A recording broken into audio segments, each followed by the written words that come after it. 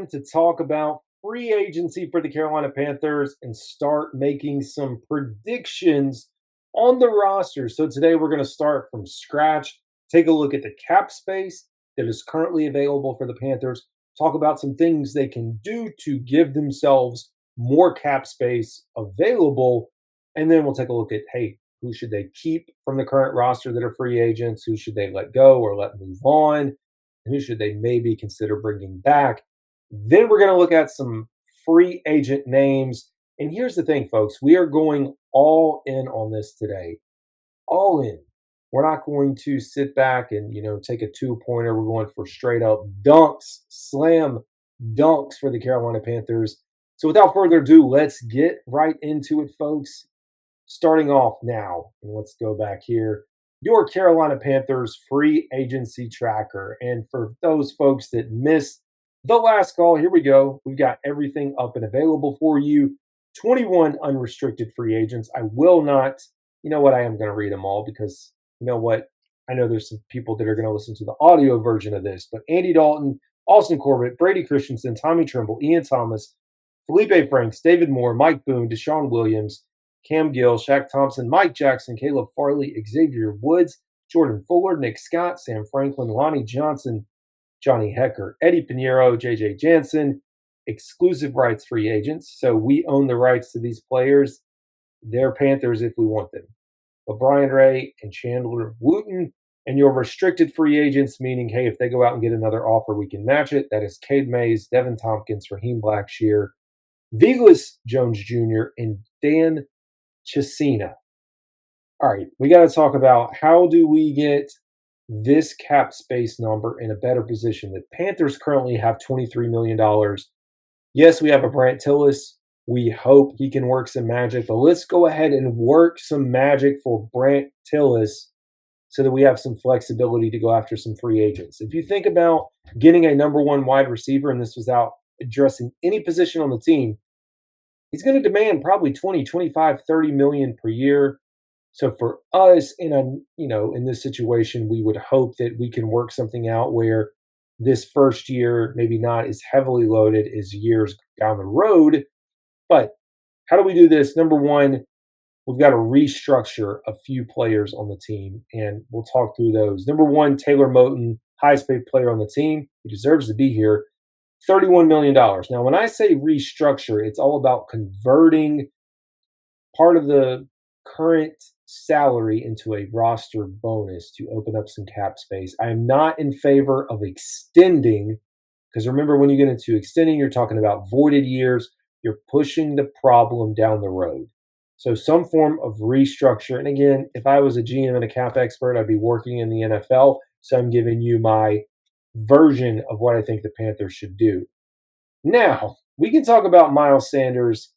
If the Panthers decide not to cut him because they can't cut him and save money, let's say they do want him back, we can all acknowledge he's making more than Chuba Hubbard. Yes, I know nobody wants to walk away from money, but hey, it's either you take a pay cut to stay here and we keep you, or we're going to cut you and you're gone. So for him, if there's an opportunity to restructure and take a smaller salary, I'm in favor of keeping him around. The Panthers still have to figure out who the second running back is going to be, with Raheem Blackshear and Mike Boone being free agents. Now, one way, J.C. Horn currently has a $12 million cap hit. One way you get this number down is you give J.C. Horn an extension. Same thing that we did to Derek Brown. I think Derek Brown was in $10, $11 million range as well. Once he had his extension, we dropped that number down to like $5 or $6 million. So you can shave off some money. It's all about how you load the contract, and I'm all in favor of doing that. If not, he's going to be playing on the fifth-year option, which is, again, $12 million, and we have to work through free agency next year and a bigger contract potentially to go ahead and pay him. So on top of this, I've got two guys out of the gate. I'm just saying go ahead and cut ties with them. Dane Jackson and Shy Tuttle. I know that really leaves us wide open. In the middle, we'll talk about how we can get that addressed. But for me, that's the move. And Dane Jackson was absolutely terrible this year. It was a miss by Dan Morgan. We can admit it, we can acknowledge it, and we can move on.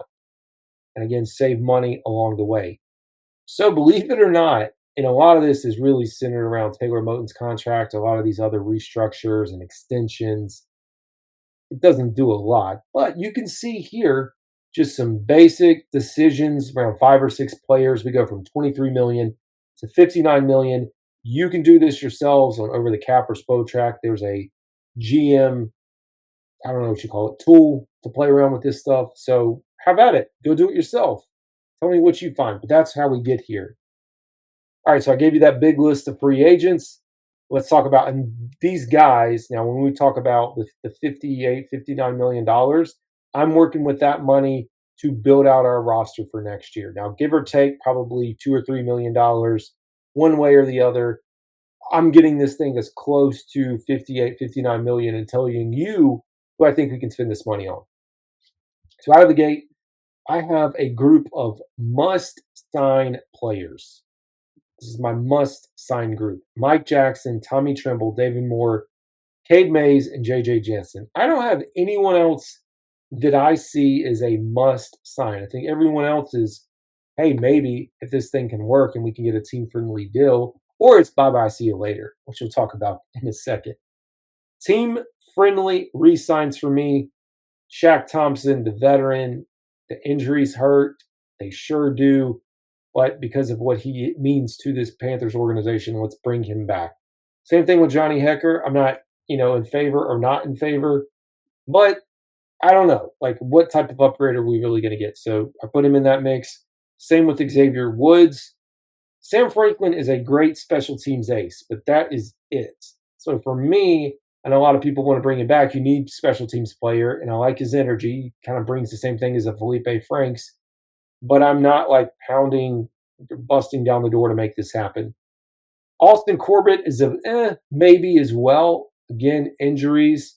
I know there are different types of injuries, but again, going through another injury, and you saw what we had in Cade Mays, I don't know that I'm like absolutely trying to get this to happen. Same thing with Raheem Blackshear. Good returner. I know he's had a few carries along the way, but nothing that says, hey, this guy's going to be running back to heading into next year.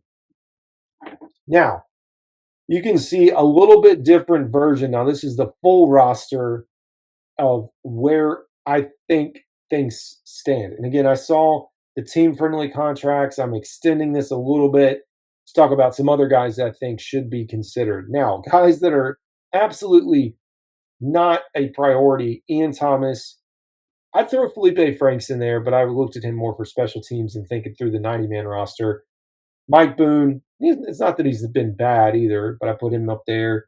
Honestly, maybe even Deshaun Williams. Cam Gill, Caleb Farley performed poorly. Jordan Fuller, Nick Scott, safety room was terrible. Outside of Woods, Lonnie Johnson, Velus Jones Jr. That brings a bunch of people in yellow, including Andy Dalton. You probably say, well, why aren't you putting Brady Christensen in green? And that's because I feel like Brady Christensen is going to explore the market.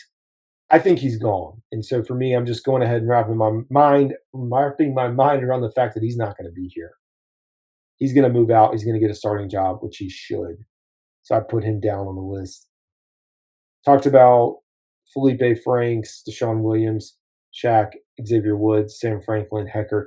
I put Eddie Pinheiro in yellow, and I know that's going to drive people crazy. Sure, Eddie Pinheiro is likely gone. He's probably closer to red.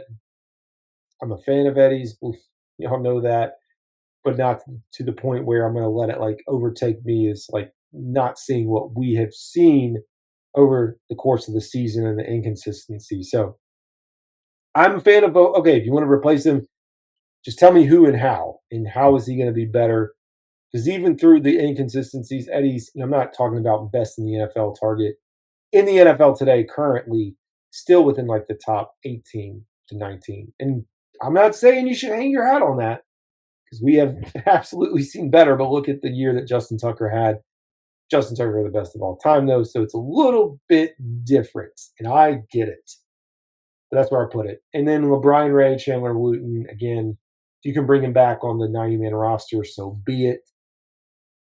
The other thing that I didn't call out, there is potential that we have the cap adjustment like we had last year, and maybe you get an extra 10, 15, 20 million. That's always a possibility. So that's my list. But enough talking about that. Let's talk about the guys that I think the Panthers should strongly consider bringing in. And I didn't just go out and handpick these. I looked at contracts. I looked at the viability of getting some of these guys. We have to start with number one, which is the wide receiver. And there's a good chance Panthers may decide to draft Burden or Tet. It's always on the table that pick number 8 is a wide receiver, and we don't even think about this. Not to mention you get it on a rookie contract. But if we are going to go out in free agency, I think it's, of course, Tee Higgins at the top. Now, you could probably insert Garrett Wilson into this mix as well. I'm just looking strictly free agents that are available that could come here. So it's Tee Higgins. I throw in Chris Godwin. I understand the injuries and the concerns. I still think he could produce at a pretty high level, kind of similar to what we saw with Adam Thielen when he transitioned over here and hit 1,000 yards. Not saying he'd be as good. And I also think if you're going to do this, you're not going to pay him the same as you would Tee Higgins or Garrett Wilson or whoever. So I do think the number maybe works a little bit better in your favor, but I would take a chance and a gamble. The cornerback position, again, Mike Jackson and J.C. Horn, I'm really looking at like some depth, and I know we have Sean Wade. I really like Byron Murphy out of the Indianapolis Colts as a possibility. I look back through some of his stats, pretty good season. And actually, excuse me, I put in the wrong team. Out of the Minnesota Vikings. I don't know why. Now I'm just like second guessing as I do this. This is what I get for messing up my notes. Anyways, cornerback Byron Murphy. And now as I do this live, and sorry I'll have to deal with this, that has to be it. So it's Brian, and I don't know why I had this on here the way I did. So apologize for that. Well, one that I absolutely did get right is safety Justin Reid for the Kansas City Chiefs. And I know he's a little bit older. I still think there's enough in the tank. And some of these signings, we're really focusing on some bigger names. Sure, the odds of the Panthers possibly being able to hit on these are pretty dang slim. But at least from where we sit, I would love for the Panthers to go all in and give us a chance. The other, so you re-sign, assuming Tommy Tremble, Jatavian Sanders. I know I talked about tight end through the draft. You also talk about tight end through free agency as well. Now, Tyler Conklin said he would like to be back with the New York Jets, so this is probably a long shot, but he is pretty good, had a pretty good season for the Jets and almost 500 yards, I think 5 or 6 touchdowns. Good stat line, and a target who's also really good at pass blocking and run blocking as well, which I think could be a benefit. And to be honest, the tight end class isn't great. I mean, you've got Juwan Jamison, Mo Alley Cox, Harrison Bryant, Pharaoh Brown, Austin Hooper, Zach Ertz. Zach Ertz is almost, or he's just turned 34.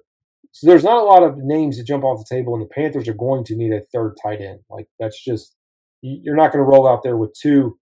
Sure, we could have another Felipe Franks, but I would like to see the Panthers be a little more aggressive at the tight end position through free agency. Another on the list, linebacker Dre Greenlaw from the San Francisco 49ers. Again, injury concerns here. I am looking at players that have concerns that maybe you can get a little bit less money. Again, I know he's coming off an injury, but when he was healthy, he was one of the best linebackers in the NFL, especially in the NFC, on a really good 49ers defense. So if the Panthers can bring him, and you probably say, well, what about Trevor Wallace? I understand. But I'm just looking at building out depth in every way possible. Talked about losing the nose tackle, cutting Shy Tuttle. Go out and look at B.J. Hill for the Cincinnati Bengals. So, again, the odds the Panthers get some of these guys, and he's a little bit up in age, but there's definitely a good chance he's going to be available in free agency. I'm looking at playmakers that we could plug in with a really good draft class and get this team in the Carolina Panthers to 9 or 8 wins. Probably 9 to 10 would be more ideal. Lastly, I know the Panthers are going to need an edge outside of DJ Wonnum and Clowney. I know they're probably going to draft, but if we're going to look at free agency and we're going to be aggressive, go out and look at Josh Sweat. Now, Hassan Reddick is also available, but I know there's a lot of drama there. So for me personally, it's Josh Sweat of the Philadelphia Eagles. And I don't think you're going to be able to pry him away, but you never know with some of these players if money's going to entice them. Panthers may have to pay a little bit more, but down the stretch, you get the player that you want. So I always look at that as a possibility. Anyways, folks, I think that's going to do it for your free agency frenzy. We will get into the real free agency once this thing happens. And as I learn more, I'll be able to report on it. We'll keep you posted. We're not going to really know anything until March. But until then, I appreciate y'all tuning in. This is Carolina Dad. Y'all have a good one.